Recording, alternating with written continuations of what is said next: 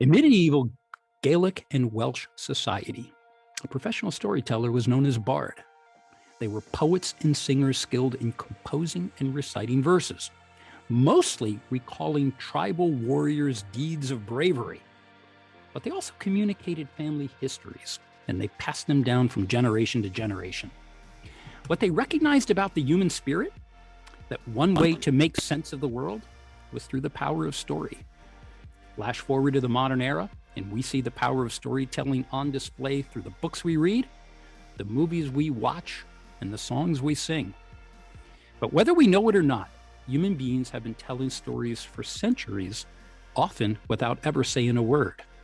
And what we know about the art and science of communication, that the body often speaks before the mouth opens.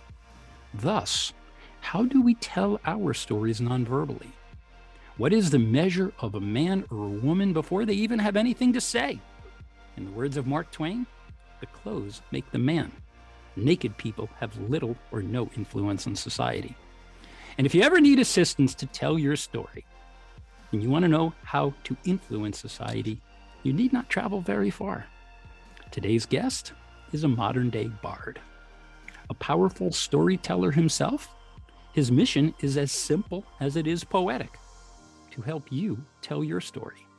He seeks to understand who you are, what drives you, discover your goals, and integrate a custom wardrobe that exemplifies your true self. Eventually, he gives you the tools to go out into the world and tell your story. His name is Matthew Banever. He is CEO and founder of Bards Clothing. And Matthew, welcome to A Climb to the Top Stories of Transformation. Chuck, thank you so much for having me. It's very exciting. It's great to have you here. Now, to our viewers who are watching us on YouTube, and to our listeners who don't, I want you to key in on the setting. Matthew, where are you and what's behind you? Absolutely. So I am a direct seller of Bards Clothing, meaning I go to clients' homes, offices, wherever they would have me. I have no brick and mortar location. So right now you're getting a peek into my own personal wardrobe. This is my closet. Behind me is a rack of clothing and my valet I use every night, set up my outfit for the next day. I use my own clothing as samples, try-ons to show the range of what I offer. So I am actually a walking billboard for what I sell. And you came to identify, obviously, by the name of your company, Bard Clothing. Why did you choose that? So my whole life has been revolved around storytelling. People have always associated me with being a good storyteller. I've always told me, oh, Matt, you tell the story, you tell it so much better. So that's always been a big part of who I am. And when I got into clothing, I started to see all of this overlap. And I actually graduated as a history major. So it was a big focus of me. It was a big focus of mine to understand lineage, how things progress over time.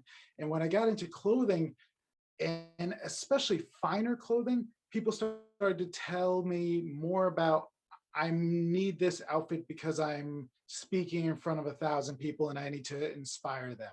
Or I'm getting married and I really want the focus to be on the two of us. Or I'm getting married and I don't want the focus to be on me. I want the focus to be on my spouse. People told me how they wanted to be perceived and what they brought to the table leading up to that day, or if it's going to be a garment that they're going to wear for 10, 20 years, what they wanted that to really say about who they were. So when it came down to it, this is your very typical, almost lightning hits the brain moment. I was sitting at my computer 2, 3 in the morning. I'm Googling words about storytelling. I'm looking up professions. I'm looking at the entire world. I found out so much more about the storytelling world, but more importantly, this word came up, which was a bard, and it was just, yes, that is everything I wanted to be. That is the direction I want to take this. That is the action I want to have with my clients. I want the focus to be on them, on their story, because working in retail, there's so much focus on look at this shiny thing, you should buy it, your life will be better if this is in your life. Whereas my focus and my passion really comes from you're the amazing, unique part of this equation. I can add something that might push you along a little bit further, but it's only going to round out your story. This garment is nothing without your story to complement it. And Matt, when I think about good storytellers, often one characteristic that we attach to a good storyteller is relatability. And you make public right on LinkedIn that your origin or your story to the United States is a bit unusual, and that you came to the United States, you were born in Honduras, and you were adopted into a very large family. Take us back to where your story began, because I have to believe, and you can confirm, that this is part of the story you tell yourself was shaped way back when, before you even considered being a bard. Absolutely. When I look back at my life, to me and to most people, they look at their own lives, they look inward and they say, it's a story, but it's nothing crazy. But when I tell it to other people, their emotions, their reactions are just so overwhelmed with surprise that it showed me that people's unique stories really resonate much more with another person. So my story, I was born in Honduras.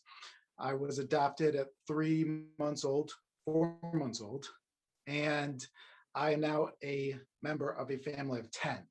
So my parents had 5 biological children, and then after the fifth, decided to adopt, and they wanted to go to the country that needed the most help in the late 80s. That was Honduras. They went to Honduras, they adopted 2 children, myself and my sister, non-biologically related. They brought both of us home. After that, they got a knack for adoption. They went on to adopt several more children, 2 more from Honduras, and my youngest sister is from Haiti. My adoptive parents are white. My youngest sister from Haiti is Black. 4 of us are Hispanic. So we've got a range of colors, ethnicities. We bring everything to the table. My brother just married a woman from Taiwan. So pretty much everything. What the heck? Let's just add to the melting pot while we're at it. That's exactly. Well, that's exactly. such a lovely American story. It's great. And I'm always fascinated when I sit down with somebody that I don't know and they tell me I've got one brother. To me, I'm like, what is that like? Right. You have one sibling? That is amazing. There's silence in your home? You just kind of have a conversation and then move on? To me, it's just chaos. I mean, the first time I was ever home alone, I was 22 years old. It was such a surreal experience. I would imagine growing up on a Sunday evening at the Banever family, particularly if it's Thanksgiving or some holiday, there's a lot of food and a lot of noise. There absolutely is. And what's very interesting is I also only have one cousin. My father's an only child. And my mother has a sister who had one son. So when it's my family, it's my family. There's no big, massive family reunion. It's just us. So, Thanksgiving is pretty much the same as dinner every night. A couple more people now that we've had nieces and nephews join the fray. But we usually top out at a small family gathering of just essential people, is around 40 people. That's a small gathering. Yeah. Matt, as you were growing up, conscious of you were in a place that was ethnically diverse or culturally diverse, you were Americans. Where did you grow up? In Connecticut? I grew up in Farmington, Connecticut. Right. So you grew up very much idyllic America. What was the story you were telling yourself through your formative years about how you related to the world and how the world related to you? My story was very confusing when I was growing up, being in a ethnically diverse family. There was a lot of self-imposed, do I identify with this race? Do I identify with this race? Why is racial identity really important? People had always told me, do you ever want to go back to Honduras? You should really know where you came from. There was a lot of just confusion about what that really meant. I don't speak Spanish either. And people told me I wasn't a real Hispanic if I didn't speak Spanish.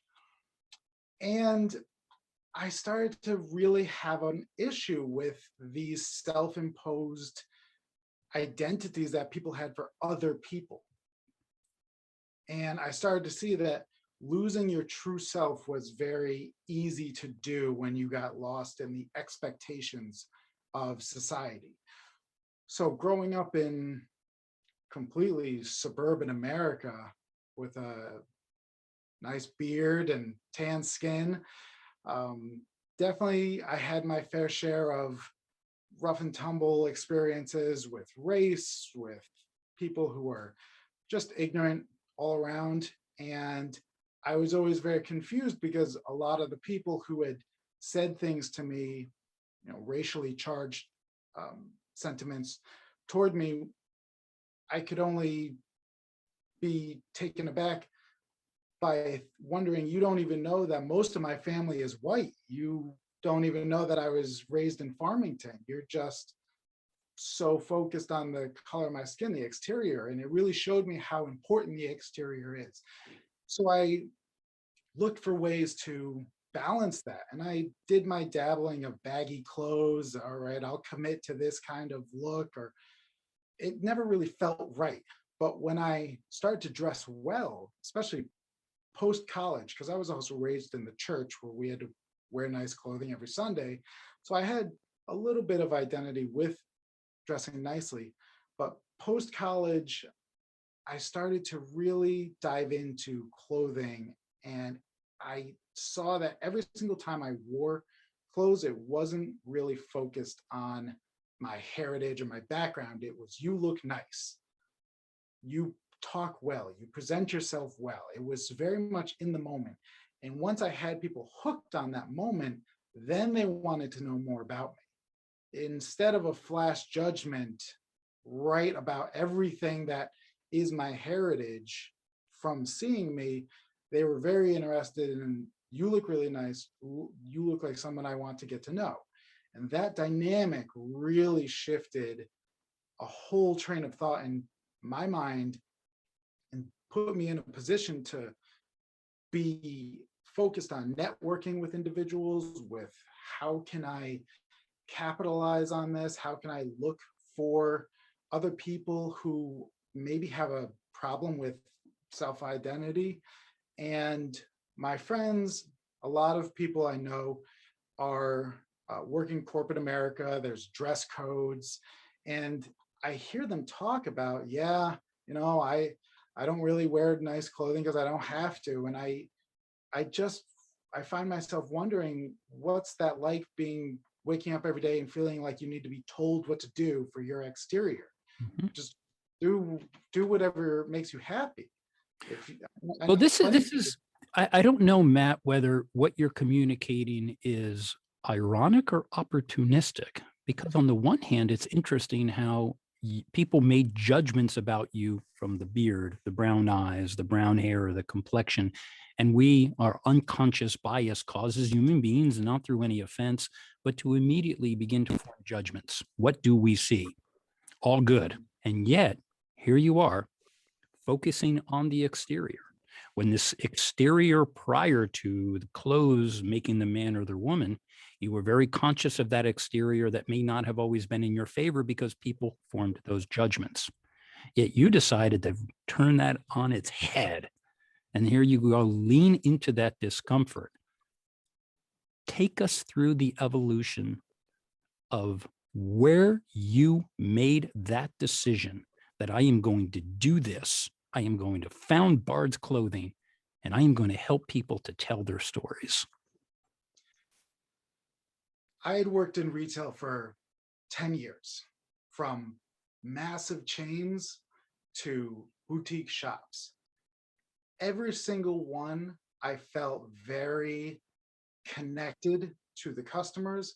I felt very connected to the product, but I didn't feel connected in how it was being conveyed, how the message of what buying clothing meant to the person and the relationships that got developed. I always felt like there was more to it.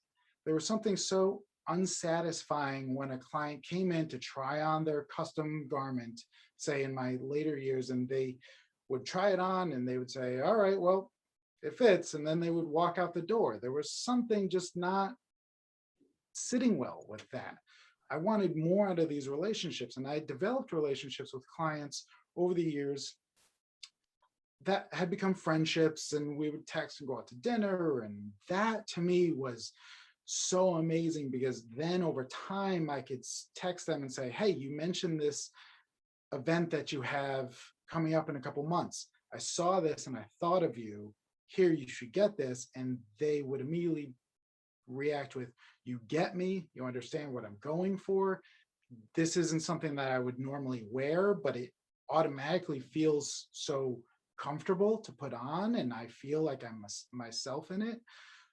So when I started to look at that, I started to really focus on how can I bring two things that I was very focused on learning. One was storytelling, and one was inspiration. How can I blend these two together with my developed skills in retail? Because I knew that's where I wanted to stay. Because most of my clientele who are buying luxury garments are C-level individuals. So how do I blend all of these worlds together while inserting myself into that world? What you were doing, Matt, you were helping them make an emotional investment in themselves. Is that a fair statement? That is absolutely And a once they fair. capture that emotional investment, that's the heart, that's the internal. You help them to complete it on the external. So Yeah. take us through to our viewers. We are fortunate enough to be in a place where the physicality of this show, and I wanted it to come out. Matt, first explain your intention. You are dressed in a certain way. Is So this, walk us through how you thought about it, and then let's just change the complexion. Let's say you're going to do something else. Help us understand how we change our mind and heart given the situation. one of the first questions that people have are, can I wear this to this occasion and this occasion? Can I like it, but I don't know how much use I'm going to get out of it. So going into any conversation, I'm always trying to get the span of the individual's lifestyle. Do they have a summer home? Do they not? Do they go up to Vermont often? What do they do? So I'm usually always trying to present myself in the most formal manner. So I'm usually always in a suit. It's hard to talk somebody into a suit when I'm not wearing one. It's easy to talk somebody into a sport coat if I'm already in a suit. Right. So I can always have control of the situation. And they also feel a bit more, all right, he knows what he's doing. He's not just walking up in khakis and a blue blazer. Right. So for today, we're talking about self-discipline, how to push yourself in a position of controlling your scenario. So I'm in a suit. More importantly, the reason I chose this outfit is to revolve around the shirt. So this is an olive suit. It's a olive plaid suit with a striped shirt and a diagonal striped tie. Most people would say, there's no way I could wear that. You can pull that off, but I can't. Those are always the immediate reactions. But I show them, hey, are you looking at me and thinking, oh my gosh, he's such a fashionable guy? Most people are just looking and saying, that works. Yeah. And that's that level of comfort that I want people to get. It doesn't need to be a massive leap. It just needs to be something simple. So I'm focusing right now on the shirt. And when I want to change the dial, I need to just strip away a couple layers. So I'll take off the jacket and you can see the shirt a little bit more in its detail. I can drop the tie clip. I can drop the tie. And then I pull something as easy as a blue blazer off my rack. Put this on. Unbutton a button or two. Now this shirt I specifically made for myself. It has contrast fabric on the inside to wear with a blue blazer, nice and easy. Now this is business casual, just for your day. This is where most people are in their professional settings today. I need something to look nice, but not too flashy. This looks great. This is just a blue blazer and a shirt. The big difference is that it's tailored, it's made for me, it's doing all the things I need it to do, using clothing as a tool, not just as an ultimatum to get myself through this day because society deems I need to wear clothing. This is my tool. And now look, I am mirroring somebody who is conducting this podcast. Unintentionally, by the way, for all the viewers. Right. I will note to our viewers, in fact, when I take off my jacket, I want to take that off. You will notice there's a couple things that I have as well. As I take off my jacket, and I have similar, I too have blue cufflinks that I match to my, I don't know what you call this pattern shirt. And then I put on this particular jacket, which I've cardigan in blue. We did not prescribe this, but it is very unusual. Perhaps it's part of our mind meld. Yet, Matt, what I recognize, what I do, what you do, that powerful metaphor is we are all on a stage and we're all actors on that stage. And what you just did, you went backstage, you did your wardrobe change, and immediately through just two simple motions, you now assumed a slightly different, I don't know if identity, a slightly different cover. Now, take us through again. Give us another cover. If we had to think about another occasion, what else can we do? Same shirt. We're going to dial it back. I like to talk about it as changing the volume per se. So we're going to turn down the volume and just make this nice and casual. So I'm going to drop the blue blazer, which again, most people would assume is very casual. The cuffs on the shirt are contrast. And I'm going to roll them up to be very casual. Yeah, it's a totally different vibe as we watch. You know, sometimes we don't watch ourselves, yet when we watch it and someone's like, oh my God, you've taken it to another place. And due to the amazing technology of Zoom, you couldn't really see my lower half. I'm wearing jeans. So all I'm going to do is untuck my shirt and I'm ready to go to a brewery. I'm ready to go hang out somewhere. I'm ready to be casual, go to a family event, maybe a family dinner, or just out to dinner with friends. There's one shirt took me through C-level executive to business casual to casual. So when people talk about, am I going to get versatility out of this outfit? That's given. Or if you give me the information that I need about your lifestyle, I'm going to get you the ultimate place of versatility. And I'm going to put you in a position where you unconsciously can get dressed in the morning. I know that this shirt fits. I know that this pant works with this. I know that these jackets all fit perfectly. Most people are very much spontaneous buyers. We buy something because, hey, I need it. But then what happens when we look back, I can only wear this shirt with these couple jackets because the sleeves on the shirt are a little long. I can only wear these pants with this jacket because they're a more tapered pant. I'm looking to build a whole wardrobe so unconsciously you can just get dressed and know how to conquer the day. To me, getting dressed is a very essential part of self-discipline. There's so many people who get up in the morning, they are ready to dominate the day, and they also go out and do that. But what happens is between the shower and leaving the door, they come into their wardrobe and say, well, okay, these pants work, and then they leave. So in their mind, subconsciously, they're already putting in a little safeguard of mediocrity. There's, well, I'm just going to wear it. I'm going to move on. focus on your wardrobe. Your wardrobe is how people are going to perceive you. If you have the same self-discipline as you do in your diet, as you do in your exercise, as you do in work, if you put that into your wardrobe and you go out there, you're going to interact with people and you're going to have interactions where people are saying, wow, you look really sharp today. Even if you're just in jeans and a button-down shirt, people will say, I like those cuffs. Oh, wow, look at the shoulders. They look so great. And you're going to get that hit of dopamine again and again and again, and it's just going to push you further.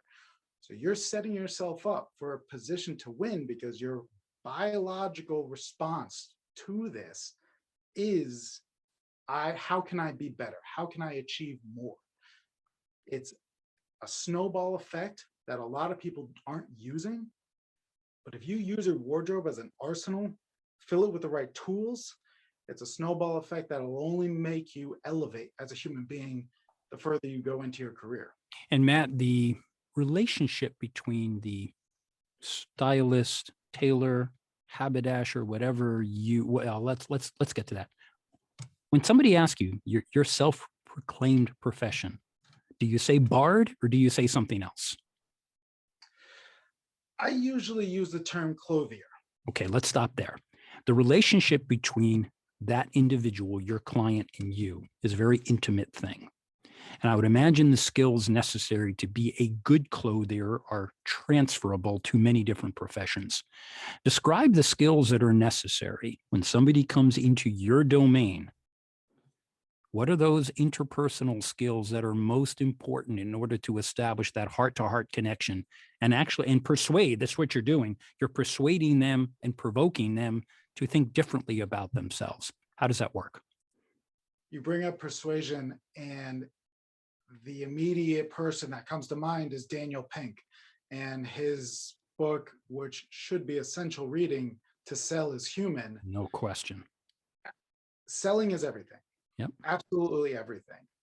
And he says that the new ABCs, the old ones were always be closing. The new ones are attunement, buoyancy, and clarity. Mm-hmm. Those are your essential tools when selling. My job, my whole reason for getting up is to understand you, what you want, what you desire, what you're hoping to achieve. I need to understand everything there is about what you want to achieve out of life and what you bring to the table. I've got all my fabrics. I can do something with that, but I need you to be a little bit more transparent, and let's have a conversation about what you want to achieve. And we're going to move forward knowing that. So understanding that it's not about me, it's about you is number one. And I think that that also comes down to why dressing well, I think, is so important. Tom Ford has an amazing quote where he says, dressing well is a form of good manners. Okay, your dress code is business casual. No one's telling you not to go above and beyond that. There are other people that have to look at you. There are other people that react to how you look. So if you elevate your style a little bit more, people will be very receptive to that. People will. Yeah, some people advise, even in my world, is be one layer up from where everybody else is, because you can always bring it down. But if you're down, you can't go up. Absolutely. Why we have kind of sunken into this race to the bottom, I get where it came from in a response to the 1950s. Everybody had their charcoal suit, and this is much more of like a breaking of that uniform. But now we're starting to see it go back up. During the whole recession, or during the whole quarantine pandemic, luxury clothing climbed. People were actually looking for luxury clothing. I can't wait to get back out there. There's something so essential about human interaction. There's a desire to look good for your fellow human. And there really is a biological response to when somebody says, wow, you look so nice. It just puts a smile on your face. And you want to go forward and you want to say, well, what else can I put together? They like that outfit. What more can I do? And Matt, right behind your right elbow, I think what I see are your fabrics. Do I have that right? Yes. Can you grab them? Yeah. Can you just put them on display as you help somebody to understand fabric, texture, colors, patterns? Walk us through that. Help someone who may not have experienced before bring them into this. What happens? Yep. So I will show up to your home or office, wherever you'd like me to. I'm usually always going to walk The in with a measuring tape tape. measure. I like to think of it, it's very similar to my stethoscope. If you walk into a doctor's office and they come in without their stethoscope, it's kind of odd. So this is mine. Good thinking. I'm going to bring a range of fabrics. What's interesting about being a direct seller and me being a bard is that I work directly with the mills and I work directly with the manufacturers. There's no middleman in terms of styling or what's coming out this quarter, this season. It's the here and now, it's who you are. We're going to make an outfit that's going to last, it's going to be timeless. So I work with the mills directly. I get fabrics from several different mills. I've got 3 books here from Huddersfield, Cerruti, and Dormay, Paris, England, Italy. All of them have a range of offerings in terms of how they style their own fabrics. So I use the analogy a lot when I talk about clothing. It's very similar to buying a car. Is a Rolls Royce a better car than a Jeep Wrangler? Yes. Do you need a Rolls Royce as your everyday car? No. The same way, fabric is better, best, not necessarily. A lot of people come in, they always want the Super 150s, the Super 2, whatever, this and that. They want to drop all these fabric names and all. It doesn't matter. What's your lifestyle? Are you in and out of planes all the time? I'm not going to give you a delicate silk fabric if you're going to be tearing it in a really rough environment all the time. So I'm going to move you over to maybe an English cloth that's got a little bit more heft to it. So I'm going to show you fabrics that have a little bit more durability. They're not less luxurious by any stretch of the mind. They're still going to have all of your desired needs in them. Then we're going to style that with the fabric and make the garment how you want to be presented. So say softer shoulders if you don't want that intimidating pose. Maybe a lower button stance to give you a nice slimmer, sleeker look. More tapered sleeve. All of that comes after the fact, after we choose a fabric. If you're looking for more of that rustic Americana, but also Italian fresh style, we're going to go to a fabric book like this. Or we're going to find something that maybe you're going to do in an unconstructed garment. No lining, no nothing. Just you and the fabric, throw it with jeans. You're going to be perfect. Dormay is fantastic. They're one of the best in the world in terms of what their capabilities are. Again, this is a silk blend fabric that I've made for a couple clients who want a blue blazer that they don't wear that often, but they do need that nice blue blazer, and they get hot easily and they're in boardroom meetings where they're kind of uncomfortable. I gave them this. You're going to breathe easily. You're going to be comfortable. It's going to feel like you're wearing pajamas in the middle of this amazing room. And then we get focused on the fun stuff, what people know as custom clothing, the linings. So I'm always going to choose a fun lining, something like that, something different. There's a lot of online gimmicks with ordering custom suits, pick your lining, pick your buttons, pick your this. That's all the superficial details. What I'm very focused on is how do we construct a garment for you that's going to serve you the best possible. I focus on American-made garments. Right. So my clothing is made in Brooklyn. My clothing is made in Rochester. My clothing is made in New Jersey. It's all here. I know the people who are stitching your garments together. I can text them and say, hey, can you actually add in a little bit of the fabric in the seat because they said that their pants are a little tight and they tear the seat. I have those relationships with my manufacturers. That's the same relationship I want to have with my clients.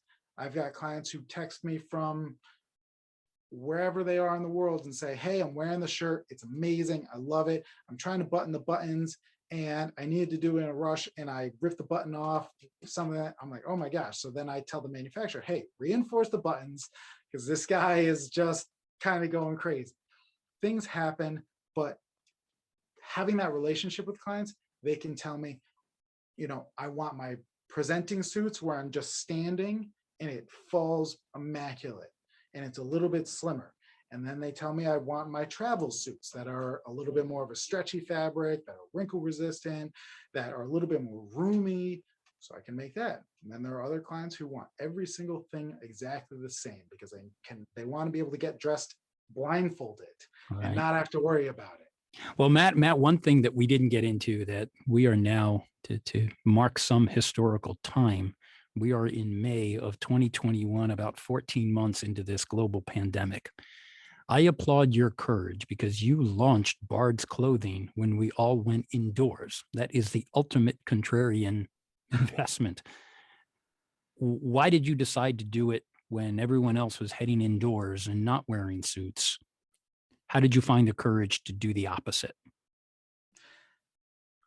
I got the stay-at-home order. I was working in luxury clothing. Obviously, luxury was the furthest thing from essential you could get. So Right. I was home for 3 months, and I really just started focusing on reading on what I could do. I did write a business plan for a brick and mortar store in all of 2019, and I pitched it to a couple people, and I was ready. I wanted to make this happen in 2020. All the investors backed out, and they said no in December, long before COVID. 2020 happens. I said, oh, well, I move on. Then 3 months later, the world shuts down. Thank God I didn't have a brick and mortar store. Did you a favor? It would have been a whole different story. Yeah. So then I'm sitting there, what can I do with the residual drive that I had gathered from that year? I started reading Brene Brown. I started focusing on Ryan Holiday, on that dead time, on what I can do for that. And I just found myself being focused on clothing, on direct selling. It was a time as old business model. And I knew that I wanted to call it Bards. And I were like, well, Bards traveled around and they told people stories. This is what I wanted to call my company 2 years ago. And here we are. Well, let me just put this all together. And let me just do this. And it was one of those, I just need to do it moments. That's fantastic. And I applaud you and congratulate for having the courage to do that. And, sometimes there was that silver lining in that gray cloud where the universe did you a favor, and not getting the store that you thought you needed was getting you really what you wanted, because now you were able to launch that business with minimal capital, if any at all. Mm-hmm. In the time we have remaining, Matt, as you speak to your viewers, what do you want them to think about how they tell their story to the world? I want people to think about their fellow human, what it's like being in their shoes, what it must be like to live their story, and want to know that other person's story, but also focus on how to tell their own story. And we've talked a little bit about self-discipline before. I think self-discipline is really a big part of dressing well, not just doing what is expected and required of you. Go above and beyond, especially in these times where the whole world just reeled through this awful, awful pandemic. We're looking for a little bit more love, a little bit more happiness, a little bit more drive and passion kind of infused in our world. So what we can do is we can look for ways to elevate ourselves. So dressing is such a essential part of who we are as human beings. And there's so much. We say don't judge a book by a cover. It happens. But we do. Lean into that. Yeah. I wanted to tell my story. I want people to see that. If you are somebody, say a financial advisor, and you want people to know that you're detail oriented, and yet your sleeves are down to here and your pants don't fit, you told your story. you are not detail oriented. You Right. know, that's a perfect example of when I walk into a room, people immediately see me and see creative, they see detail oriented, they see this. That is what happens when you tell your story through clothing. Indeed, the body speaks before the mouth opens. And Matt, where do we find you? You can find me online at www.bardsclothing.com, Bards Clothing on Instagram, or Bards Clothing USA on Facebook. And then also LinkedIn, which I know you tell a bit of your Yes. story. Matt, for those listening, Banever is his last name, Matt Banever. And Matt, thank you so much for coming on to A Climb to the Top Stories of Transformation. Chuck, this was amazing. Thank you for everything you do. Thank you for telling your story and helping other people tell theirs. It is my pleasure. And to all of our listeners, thank you always for tuning in. You can find me at chuckgarcia.com. And to our guest, Matt Banever, and to everyone listening, thank you so much for your time, your attention, I always love hearing from you, and I appreciate that. But Matt, more than anything else, thank you for bringing all of these good vibes into the universe and helping people to tell their stories. We are tuning out here, and good night to everybody. Matt, be well. Take care.